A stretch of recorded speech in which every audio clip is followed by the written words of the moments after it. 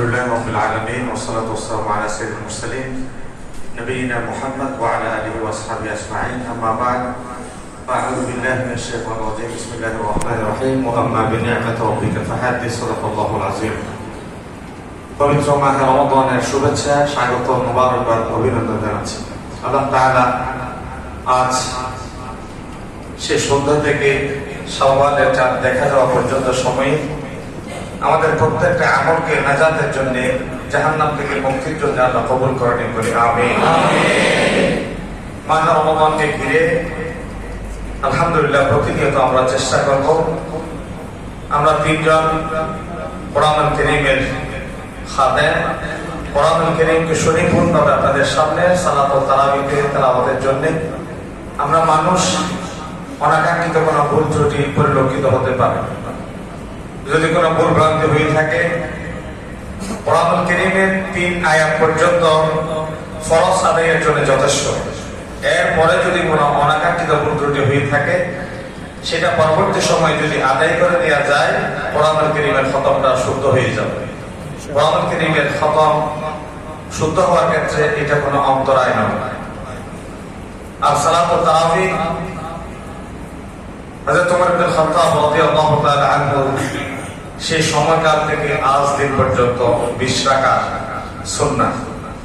আল্লাহ তাআলা দিনের বেলায় সিয়ামকে ফরজ করেছেন, রাত্রি বেলায় কিয়ামকে নফল করেছেন।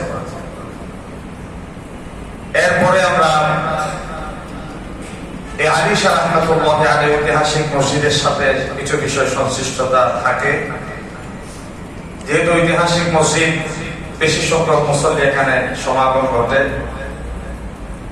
বিদ্যুৎ বিভ্রাট, শৃঙ্খলা, পানীয়, টয়লেট, চলাচলের রাস্তা সবকিছু মিলে অন্য 10 মসজিদের তুলনায় একটু বেশি ব্যবহার হওয়াটা এটা স্বাভাবিক।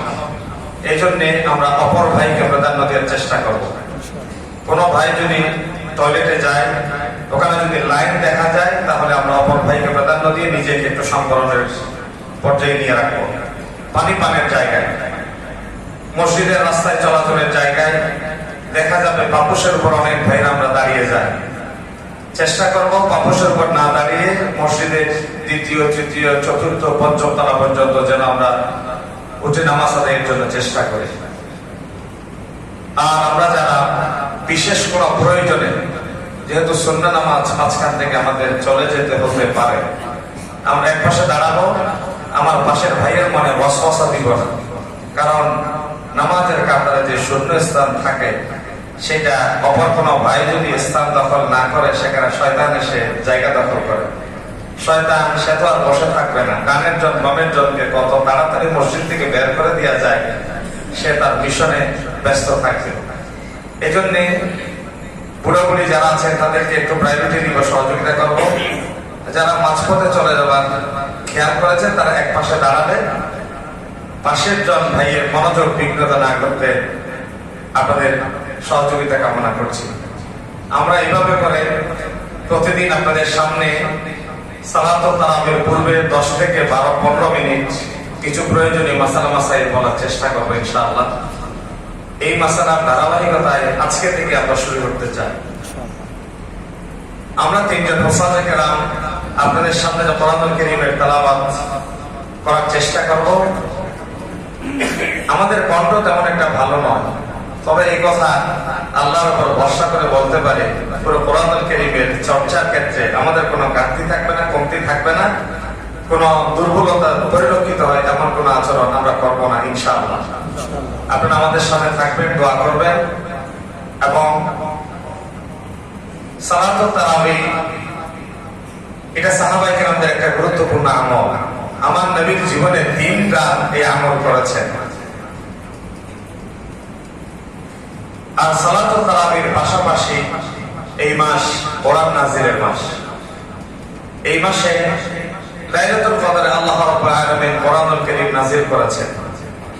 সুতরাং কোরআনুল কারীমের আজকের এই মুহূর্ত থেকে আমি আসার সময় আমার মাদ্রাসার ছাত্রদেরকে ওসিয়ত করে এসেছি, যদি হিফজখানার ছাত্ররা 24/7 কোরআন তেলাওয়াতে ব্যস্ত, তারপরেও মাহে রমাদানকে সম্মান জানিয়ে, মর্যাদা জানিয়ে বিশেষ একটা খতম করার জন্য আমরা একটা সময় বের করব।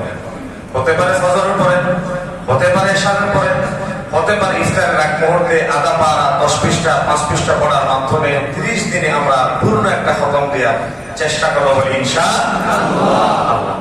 খতম দেওয়ার জন্য আপনাকে বিশেষ কোন জায়গায় বিশেষ কোন সময় বাছাই করার দরকার নেই। প্রত্যেকের হাতে অ্যান্ড্রয়েড সেট আছে। অ্যান্ড্রয়েড মোবাইল দেখে দেখে আপনি 1 পৃষ্ঠা 2 পৃষ্ঠা 3 পৃষ্ঠা পড়ে পড়ে কোরআন নাযিলের মাসে অন্তত কোরআনকে একবার খতম দেওয়ার চেষ্টা করেন। যাদের সময় এবং সুযোগ হবে, যাদের পক্ষে সম্ভব হবে, আমরা কোরআনুল কারীমের 2 নম্বর গুরুত্বপূর্ণ হক, কোরআনুল কারীমকে আল্লাহ তাআলার সাথে কথা বলার নিয়তে একটু অর্থ অনুধাবন করার চেষ্টা করব। কারণ পৃথিবীতে এমন কোন অবুঝ শিশু, পাগল এবং ঘুমন্ত মানুষ ছাড়া না বুঝে কাজ করে দ্বিতীয় কাউকে আমরা খুঁজে পাই না। শিশুরাই কেবল না বুঝে কাজ করে, পাগলরাই না বুঝে কাজ করে, ঘুমন্ত মানুষ অনিচ্ছা সত্ত্বে ভুল করে। একমাত্র এই 3 ছাড়া বাকি সবাই যার যার উদ্দেশ্য এবং মকসদ হাসিলের জন্য কাজ করে।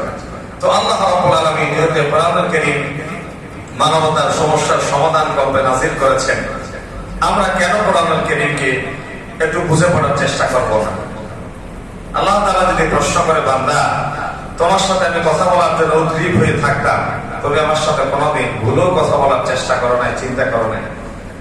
এই জন্য আমরা আজ থেকে শুরু করব, বাংলা তর্জমা আছে এমন একটা কোরআনুল কারীমের অ্যাপস অনলাইন থেকে ডাউনলোড করে নিব। যার যেই প্রকাশনার পছন্দ, যেই লেখকের পছন্দ, যেই মুফাসসিরের পছন্দ, একটা তাফসীর আপনাদের সাথে নিয়ে কোরআনুল কারীমের তাফসীর এবং তেলাওয়াত আজ থেকে এবং সালাতুত তারাবির সাথে সাথে একটা খতম, 2টা খতম, 70টা খতমের সওয়াব আল্লাহ তো অবশ্যই আমাদের আমলনামায় দান করবেন বলে আলহামদুলিল্লাহ। আলহামদুলিল্লাহ। এটা কোনো সন্দেহ নাই। এক কাজে ফরজ, একটা ফরজে 70টা, আর একে 7, 7 70, 70 700। আল্লাহু ইউদাইফু লিমান ইয়াশা, আল্লাহ যাকে ইচ্ছা বেশুমার বেআদ সওয়াব দিয়ে আমলনামাকে সমৃদ্ধ করে দেন। সুবহানাল্লাহ বলেন।